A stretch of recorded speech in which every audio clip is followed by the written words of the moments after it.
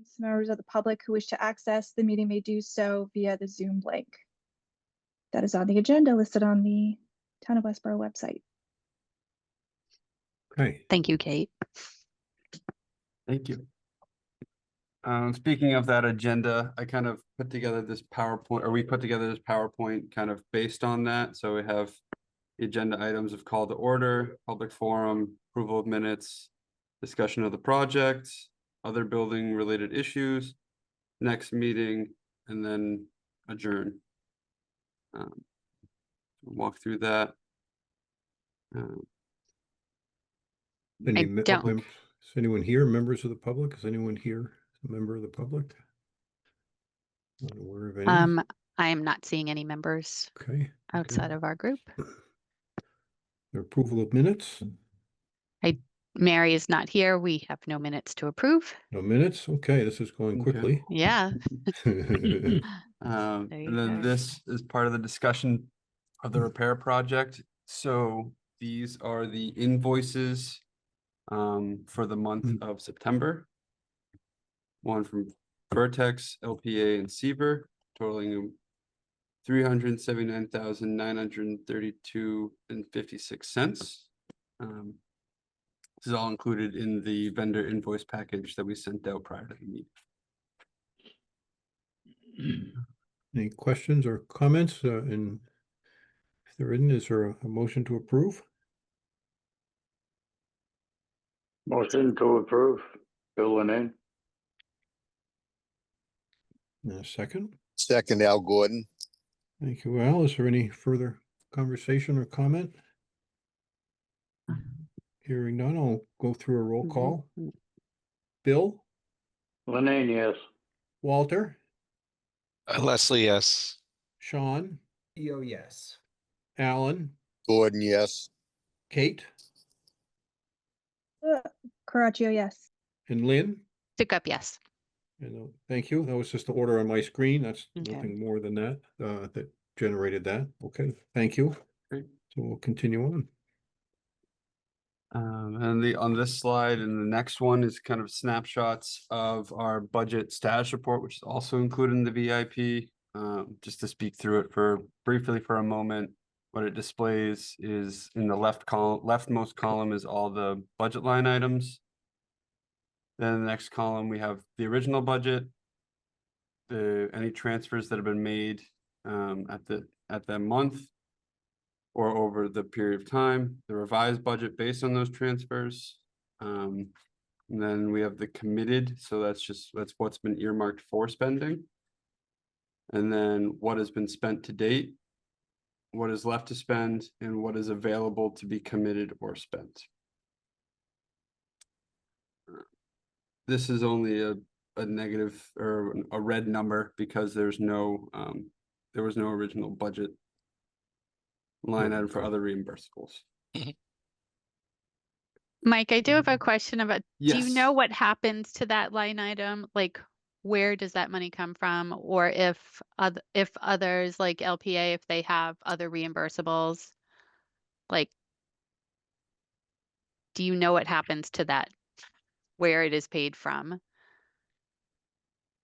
So that one's on the OPM side up in that, Okay. that top section is, so we can recode that to a different section. Maybe down additional, yeah, that's yeah, we'll figure out a way to put it in the category that's funded. All right, thank you. Simple as that, yeah. If you envision this, the committed cost, just the headings aren't on the next page. That's why I was just starting to say that. Yeah. So the committed cost you could see is that middle column M, and the far right is the key. That's the items that remain uncommitted. So the status of the spending is just kind of a point of interest, but the committed cost, how much are the contracts that have been issued, how much do those claim, if you will, of the budget? The first two categories, the owner's project manager and the architect, fully claimed. And then the next category, the next page, as Mike has set up here, you can really see where the the contingencies and things. So I'll start there just at the bottom. Sorry, I'm jumping on your presentation, Mike. My No, it's apologies. okay. I'll It's a mention collaboration. the contingencies and then I'll stop. I just can't help myself, as you guys know. So those bottom sections there, the construction contingency, um, and you know what, I'll speak to the change orders here because I'll digress to that while I'm mentioning this number. So the 955 is the construction contingency. And if we had change orders to present or PCOs to present tonight, which we don't, and I'll speak to that in a moment, that is where those would be funded from, that 955. So the total we had was approximately $145,000 in PCOs presented to us, and we haven't brought them forward to you yet because we're not ready. We don't have the backup and all that, and I'll tell more detail in a minute. But that's the line item that would come from.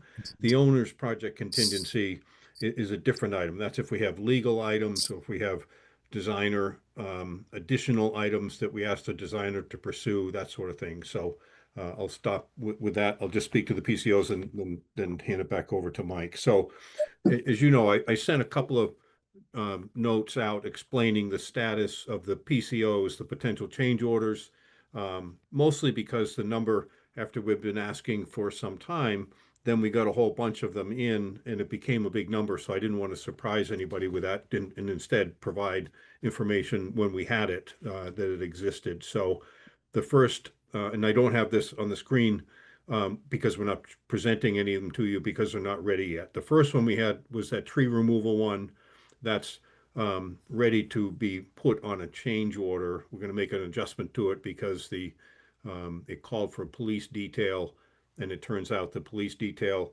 at the last minute called and said, geez, we don't have a person available, so we didn't have a detail expense for that work, so we'll back that out of that one that was presented.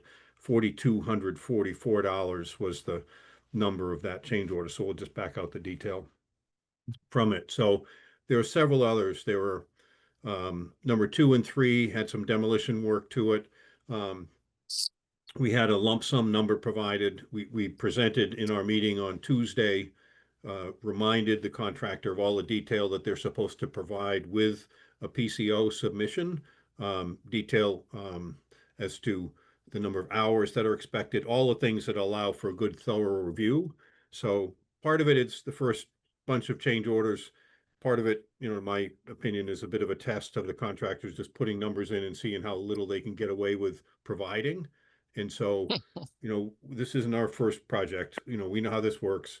So we rejected all of them and reminded them with a copy of the documents Mike Williams provided.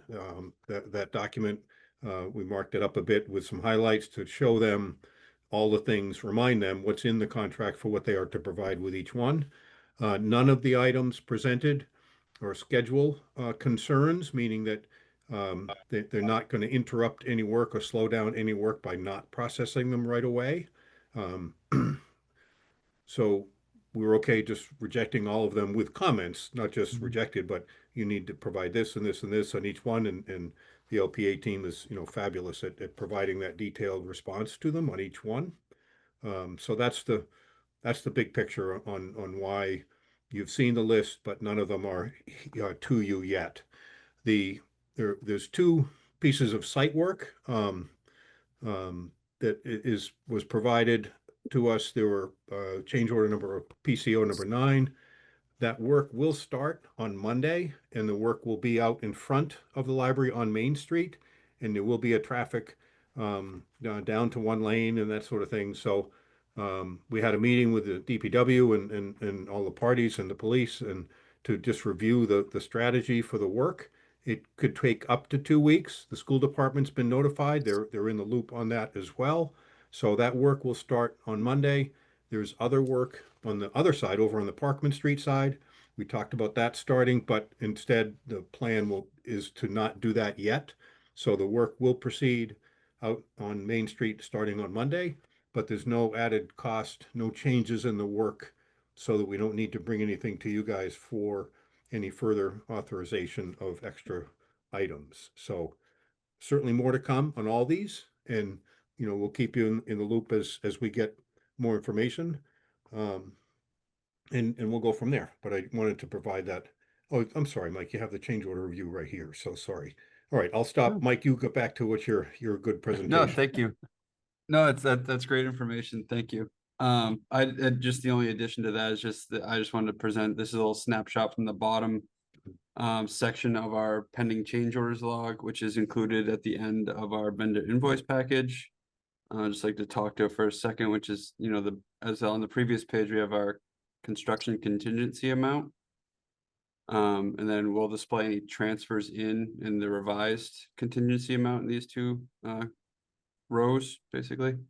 And then any approved change orders, and then what the remaining contingency would be with any approved change orders. This is just for, this is not officially approved, it's just for demonstration purposes yet. It's been verbally approved, but not officially.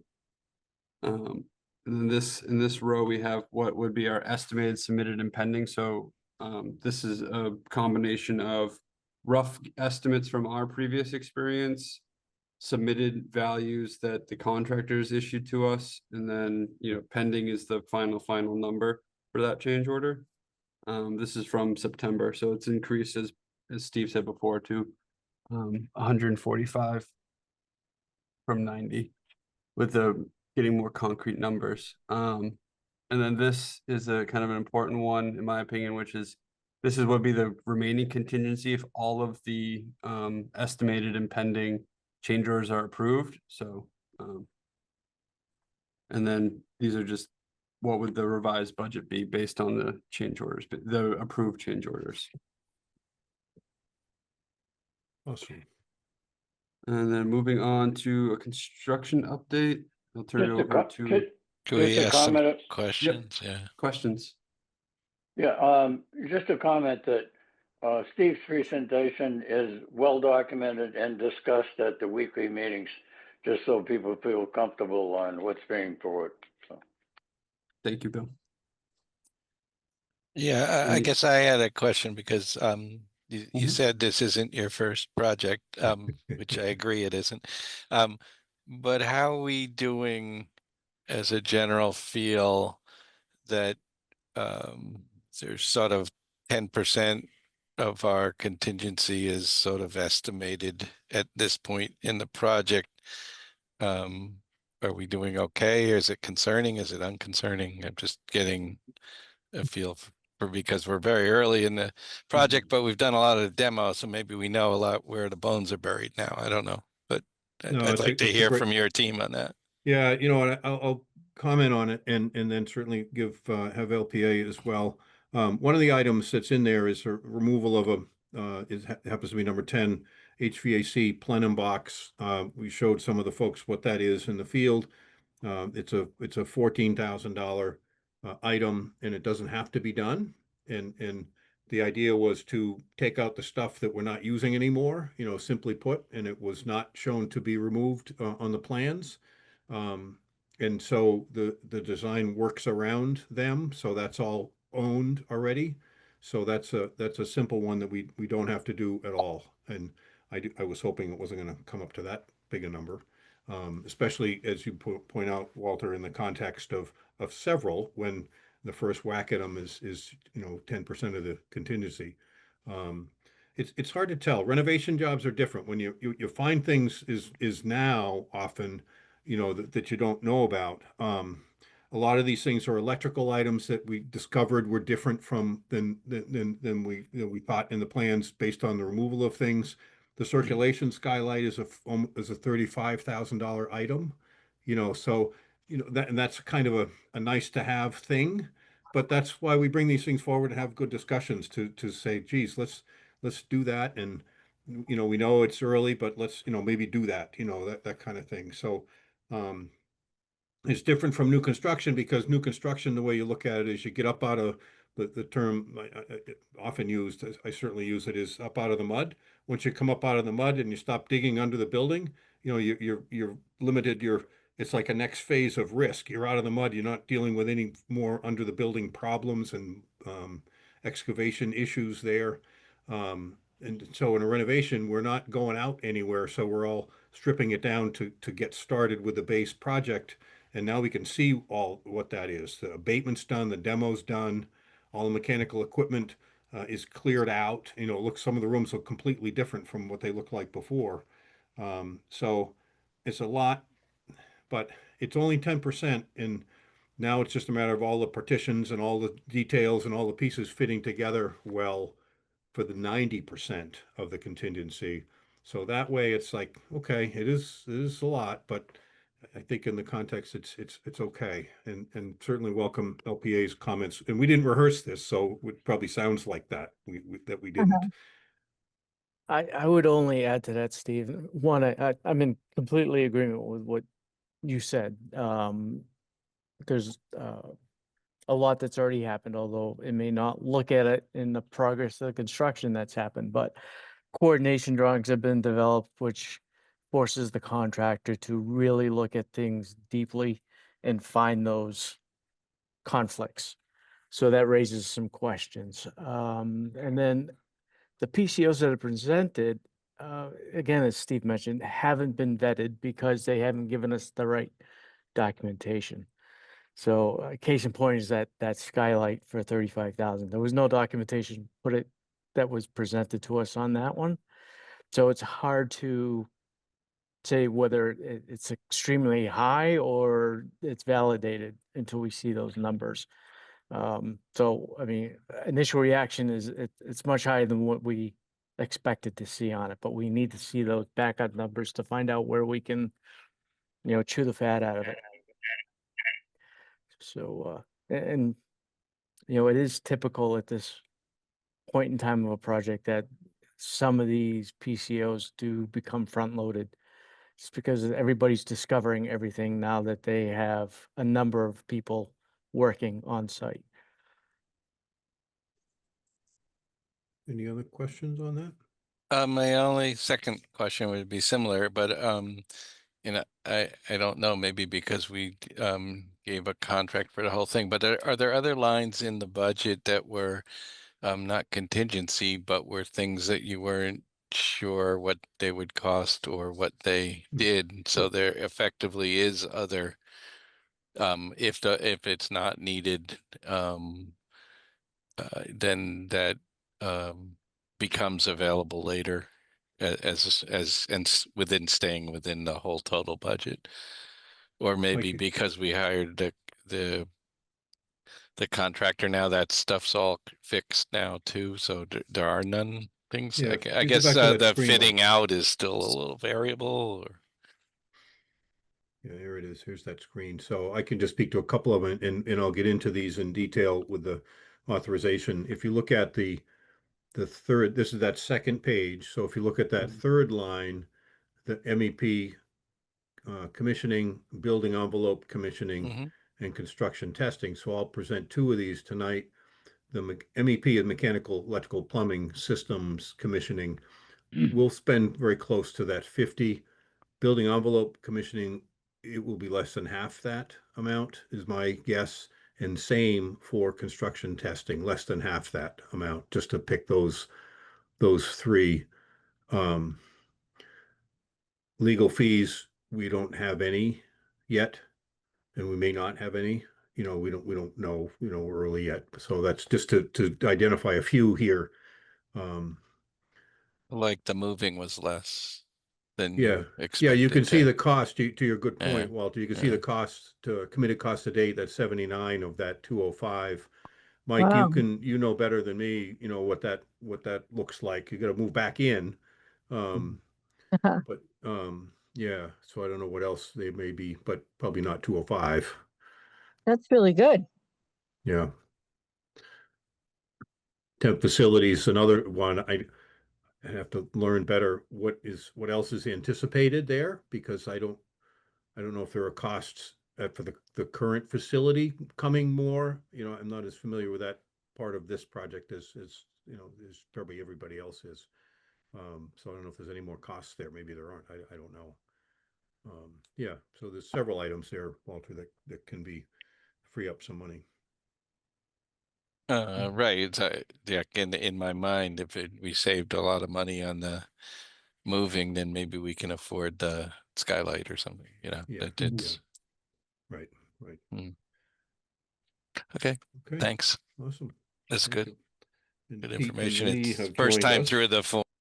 Well, yeah, that's why we wanted to spend some time with it and send it all out and all that. Exactly. Appreciate that. Just to learn this, and it'll be the same one, just updated every month. It kind of goes without saying, but okay. Back to you, Mike. Any other budget related questions before we move on to the construction update? Okay. Hearing none. So click through and I'll turn it over to Bob, boots on the ground. Give us a construction update. Sure, and what I can certainly, you can easily read the what Mike's put together on the slide on the side here. We have pretty much completed the demolition work. There are a couple of small items that still need to be removed, but as I say, they're onesie twosie types of items. For example, we have a couple of sinks that still need to be removed.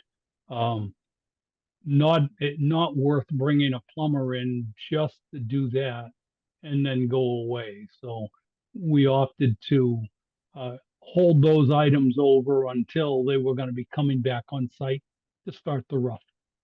So here we're looking at the main floor in the 1980s section of the building. The demolition that's very noticeable is the ductwork up in the ceiling had been removed, and currently we're now installing the new ductwork, and we've actually for the area that you see right there is pretty much chock full with new ductwork. So we're making good progress with the construction for the new configuration. Mike? And this, Shot of yeah, That's a shot of the west side chimney in during the demolition phase, where they were removing the cap that's around the top of the chimney. They stripped it right down to the roof um, as required by the drawings, and we're currently in the process of rebuilding those chimneys. We're probably about roughly 2/3 of the way on rebuilding the east side chimney right now. Um, I'm hoping that by the first part of next week, we'll have that completed and be back over on this west side, building that chimney up as well. We have reached somewhat of a very important milestone on both of them, and that was to get them up above the roof, um, install the first leg of the flashing to make the assembly watertight once the roof is put back together. And Mike had the opportunity to go up there this week and take a look at that flashing. So we are making good progress there. This is in the older section, what is it, 1890 90s section of the building. Um, everything has been removed from there with the exception of the bookshelves at this point. One of the other issues that we ran into in this section that we're still getting our hands around as far as what the extent is, but because of when this building was constructed in the time period between the 1870s and 1940, the common means of wiring was knob and tube. We have found some of that knob and tube to still be being used as current electrical pathways. Now, because we're into the building the way we are, that we've got to identify just how much of that, what an impact that is to us, before we can say, okay, here's what it's going to cost in order to fix that and bring it up to current code. one of the fun parts about renovation. Yeah, So we identify the Uh, next meeting. I do want to get to, or any questions on Bob's presentation on the current status of things there?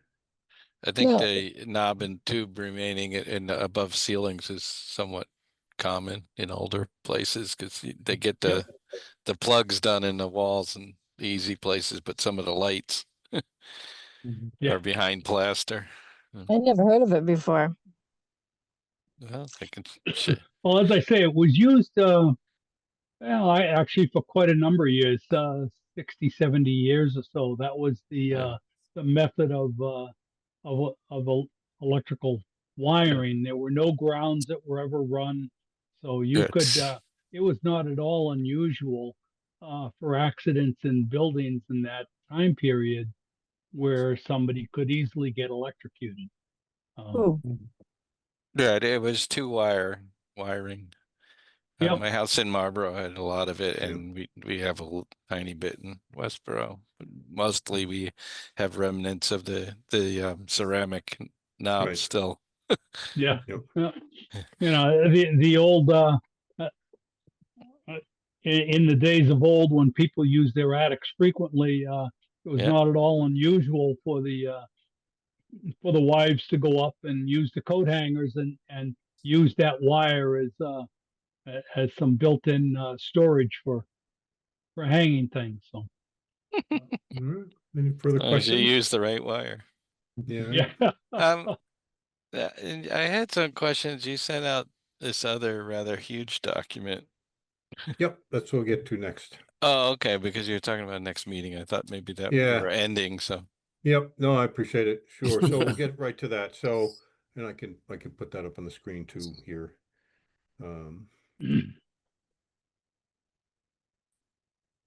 Sorry, where's the share on this? Why am I not seeing it? Oh, there it is. Sorry. Down, you Sorry. have to get Yep. the bottom of the screen to light up. Yep. Yeah, thank you. I did see it there. There it is. Is that visible yet? Not yet. Nope, I gotta hit the share also, not just click on it. I got you. That should be coming now then. Yeah. Is that visible yet? Yep. Yes. Okay, perfect. Thank you. Okay, so this was about those 3 line items I mentioned: MEP commissioning, building envelope commissioning, and construction testing. So every project has these things. The commissioning agent, I don't know if we've spoken in much detail about what a commissioning agent does, but what they do is they provide expert eyes and ears and design comments and also a look and follow of the implementation of this work to make sure all the systems work the way they're supposed to work. And that is an extension of what the designer does. They review and they watch the startup of the equipment, and they test all the outlets to make sure all the outlets work, that kind of thing. So it's a real detailed look at that, so that when the building opens, the owner knows all the systems work, all the systems communicate between themselves and each other the way they're supposed to. As buildings and building systems have become more sophisticated, it has become an essential thing for a building to operate properly because they're so sophisticated and the systems speak with each other, computers, digitally, all those things. So that's what MEP commissioning is for. So they're extremely good at what they do to test all these things, and so that's what that category is. You could see it's a good sized budget. So we went out to procure the services, and let me just tab down to just that part. So we went out to these groups, and we know all these players. Pardon me, RDK Engineering, Jacobs is a big giant company, Building Evolution Corp, and WSP. And neither RDK, after saying they would participate, nor Jacobs responded with a proposal. Some of it has to do with the building size. It's not a giant project. That's part of it. And that's exactly what's happened with the envelope, and I'll get into that in a moment. And so the proposals from WSP and Building Evolution, they're both very close to each other. They both have a very good plan. And you can see I copied in the Building Evolution proposal with it, all kinds of detail with it, as to how they're going about it. And ultimately the BEC proposal was the best and most competitive proposal.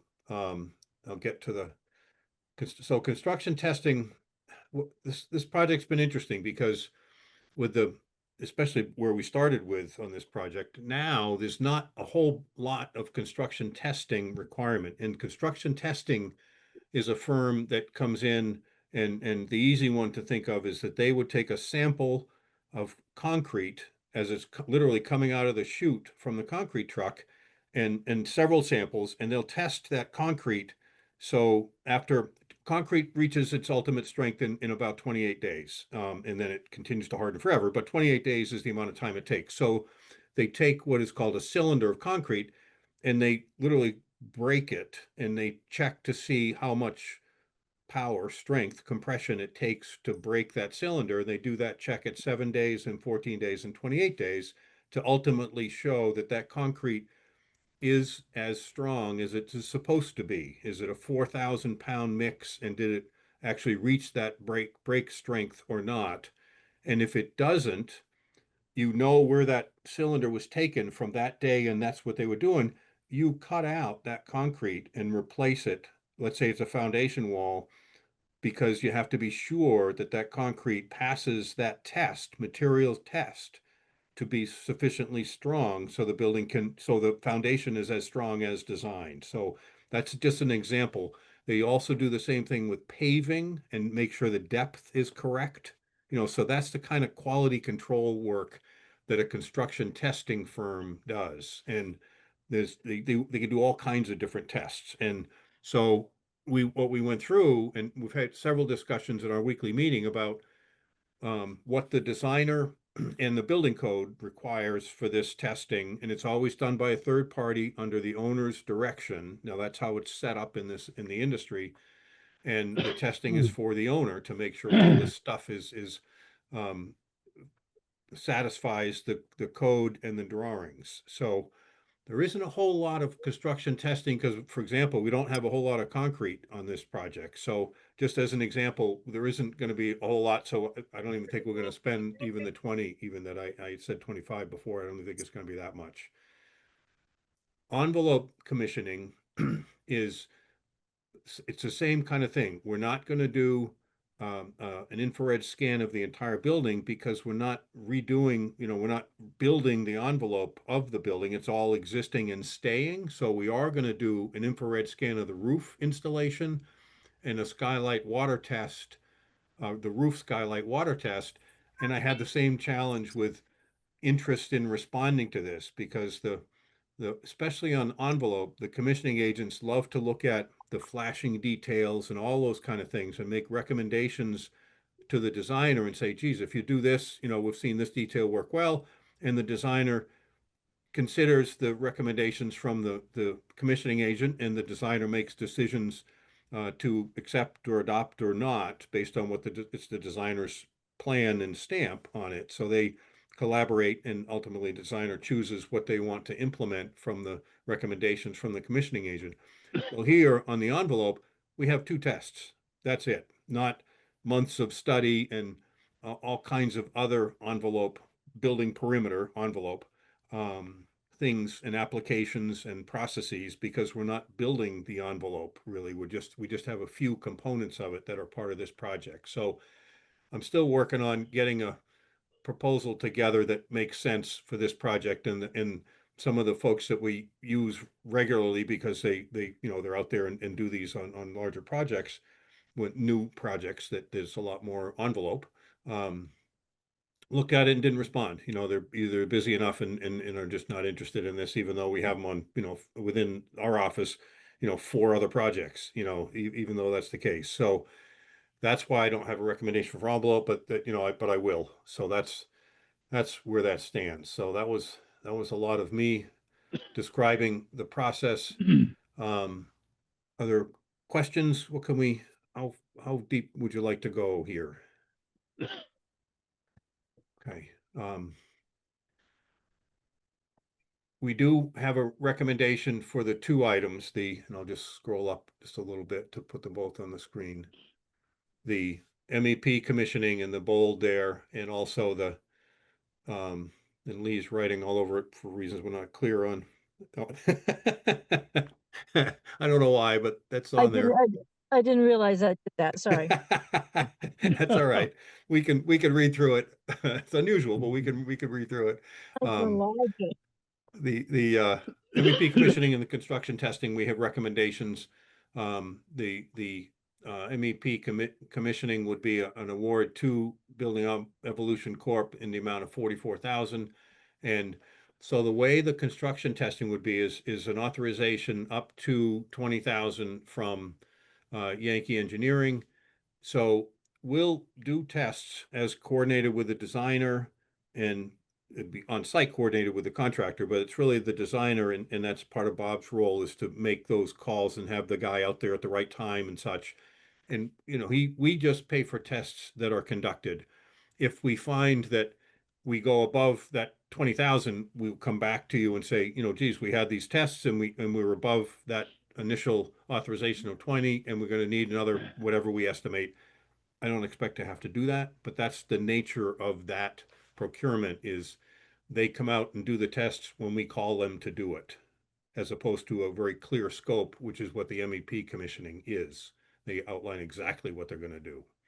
So we are looking for motions to authorize those two procurements. I would make a motion to approve those two, and that's based on, as Steve said, there's been thorough review and discussion over at least 3 field meetings, Yep. not consecutively, that support what he has expressed here today. Thank you, Bill. I'll second that. Okay, awesome. Any further questions or discussion? I'll run through the roll call. Pete and Lee have joined us, so we'll add those both as well. So we'll start with Bill. Lenane, yes. Walter. Leslie, yes. Sean. No, yes. Alan.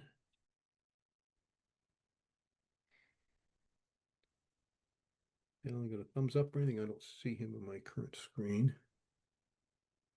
I'm not seeing him. He may have dropped off. May have dropped off. Okay. Yep. Thank you. Kate. Caraggio, yes. Lynn.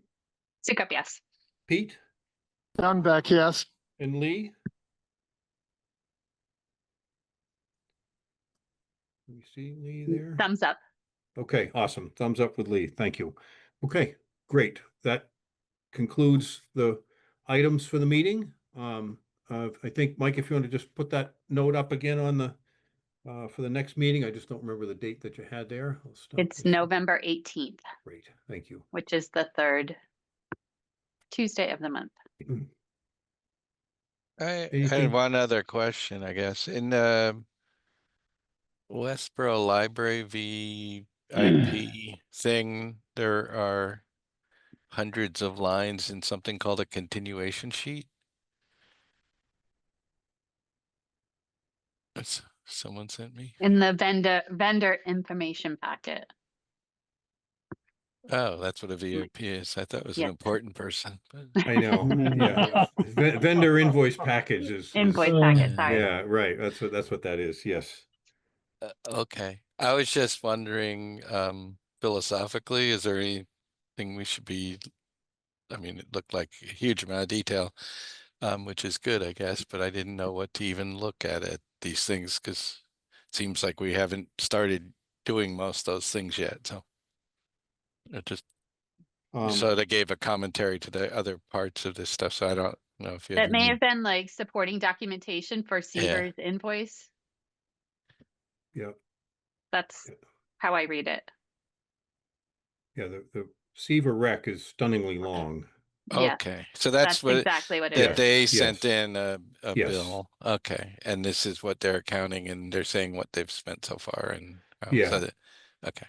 Yeah, so just to with your good question, Walter, what we do with the contractor rec, and you can see it's pages and pages and pages, is the two groups, LPA and Vertex, review the document to see what percent complete or how much progress has been made that month, and we pay for work that's performed. Work in place is how we how the contract reads. So that's what we do, is review every month the work in place that's done, the new work in place for this month, and then forward that comments back to the contractor. Again, just part of how this works.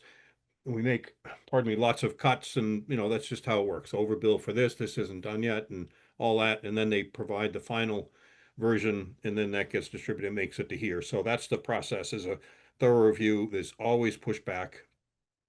Every rec submitted always gets pushed back with some items that are billed higher than they should be, and and then it comes back in again to then make it to you guys. That's what. And since Bob's there all the time, he kind of also knows what's happened or not happened as well, not just Yep. philosophically. Yeah, no, that makes a lot of sense. And I'm just asking lots of questions because we're going to do this format every month now, so I just sort of didn't. So that's the paperwork that you guys really will dig through and then give us the recommendation on the payment for the month is based on and this is the underlying material. Yes. Excellent. That's good to know. Yep. I gotta And say, the I think your support- and- reports in general this month, it's best we've had. I'm really looking forward to Awesome. following this process. It's a lot easier to follow what's going on than when And we to first support started. Steve, we have, there's 4 of us just within Vertex that are looking over all these documents prior to them coming to you folks. Not to say that we can't make mistakes still, but we try to minimize that to the best of any reasonable ability. Yeah, great job. Anything further? 2 comments.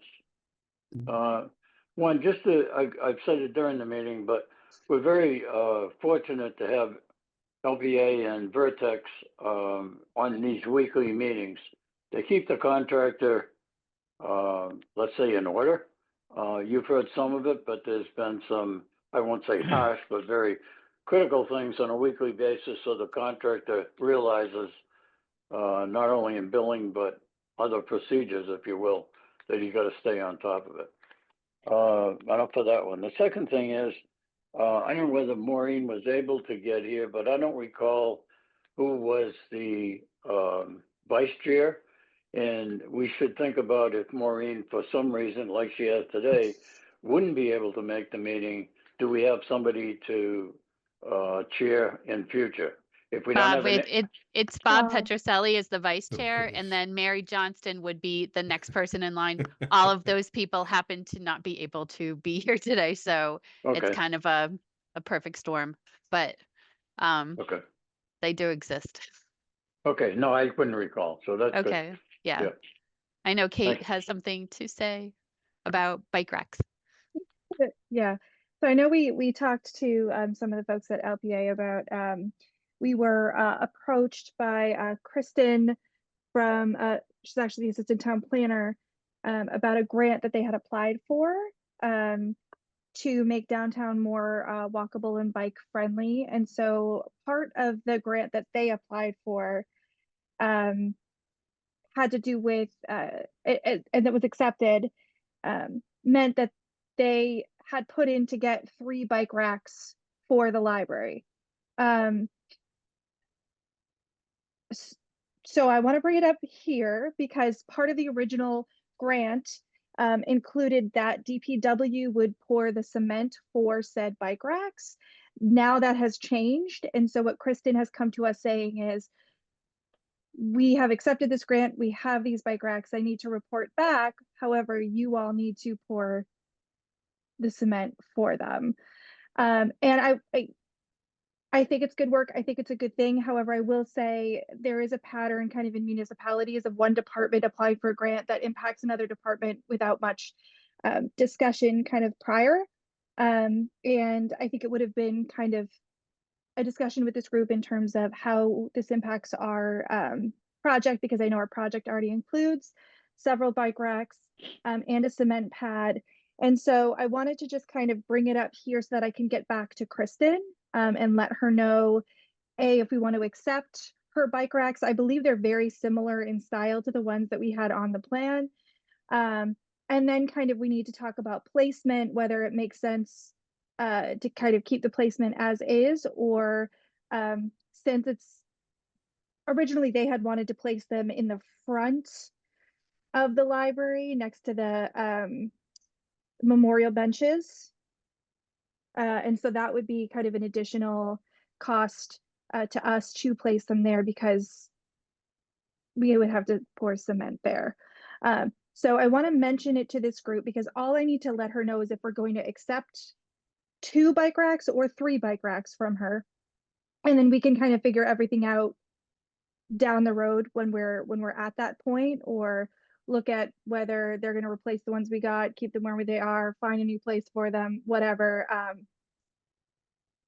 And work with kind of LPA and Vertex to figure that piece out. But I want to bring it up here so that I can kind of let her know if it's something that we want to say yes to. Hey, can you hear me? Yes. Can you hear me? Mm-hmm. Yes. I would just like to make a comment.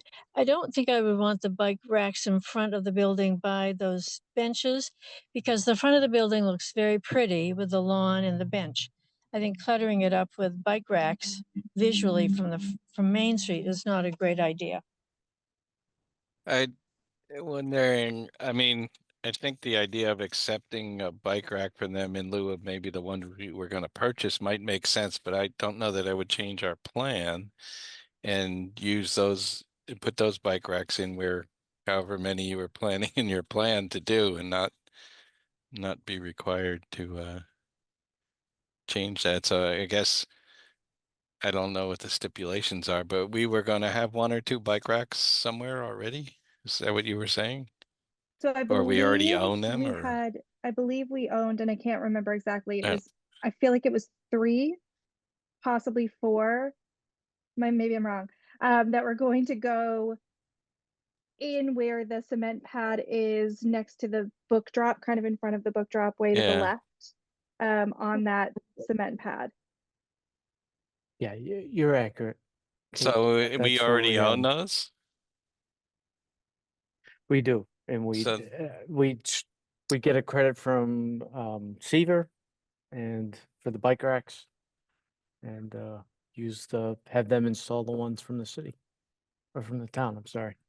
Oh, we already own them, or we already were going to buy them? We actually own bike racks, so why would we take any new They're there. ones? Right, they're Oh. set up.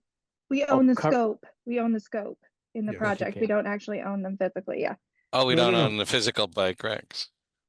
That's what I'm trying to say. Do we own bike racks now, No. or do we still have to purchase them? If we don't, then I would accept them, but tell them we're putting them where we wanted to put them. Mike, can you clarify? Because we typically would purchase the bike racks within the general contract in Seaver's contract. Is that what we did? That's correct, Steve. Okay, so we Yep. do own the bike racks already in the Yep. contract. Correct. Just to make sure we're all understanding the status. Yeah. Okay, but could we, And I guess, do a reverse of Oh, a yeah, we can change request. order Yes. that they would use the bike racks that could be provided? Yeah, no issue at all. You don't always get great value back when you ask for credits back, just to, facts are facts. Yeah. But some is better than, is the free ones, that we get, so. if it's I'd helpful, I recommend- can. Go I'm ahead. sorry, Bill. I can share the plan where we show them, so you have a better sense of how we show them laid out in the Sure. location. That's helpful. Real quick. It'd be great. I'd recommend that we accept what's being offered to us, and that way it keeps the racks consistent throughout town. And then the placement can be discussed later on, as I understood Kate said. Well, I would just let her know, though, that we're planning on putting them where we want them, not where she thinks they Yes. should go. Exactly. Yeah, I think that's the guidance I'm looking for, Walter. I think that would be an acceptable answer. Okay. Yes, I agree. Well, we hired professional architects, and we're going to listen to somebody who decided they should be out front. I don't know. I'll second that motion.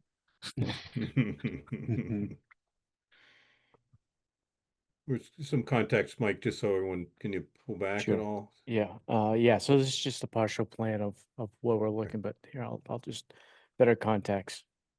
Parkman Street down here, the porch entrance, book drop will be moving over to here. I did go to the enlarged plan.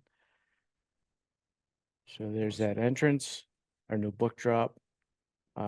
a new retaining wall, and this is new concrete in here expanding. And there's our 3 There's bike 3. racks. Is that all that's in the project, Mike? The 3? That is all that's in the Oh, project. sweet. So Yeah. it's the 3 for 3 then. That's good. Yeah, it's pretty much to replicate the location of where we once saw back bikes stacked up on Right. that side of the building. Yep. So as long as the ones they're offering fit in that spot, then sounds good. You need anything else, Kate, with that, or you get the feedback you needed? Nope, I think I get the feedback I needed. I don't think Okay. it's something that needs an official vote or anything. I think Okay. we're probably golden. Awesome. Great. And I guess at what point would we have to notify Seaver Maybe or Kate, Seaver if or whatever it's called? yes, Seaver, yes, Yeah, yes. Seaver. Maybe when Kate, do you think maybe ask when you can be able to get a cut sheet to show exactly what this thing is, and then the LPA team can, learn that and understand if it's quite similar or not all that similar, and be able to come back with a solution, whatever that may be. Yep, I can Maybe do that's the that. next step. Yeah, perfect. Okay. Anything else? I think we've wrapped up things here, it sounds like. A motion to adjourn, perhaps? Motion to adjourn. I second that. All right, we'll do a quick roll call. Bill, Lenane, yes. Walter, Leslie, yes. Sean, Yo, yes. Alan, Gordon, yes. Kate, Caraccio, yes. Lynn, Sukup, yes. Pete. I don't see Pete now, and Lee. Yes. All right, great, we're adjourned. Thank you, everyone. All We'll right. see you in the next Thank you, meeting. everybody. Thank you.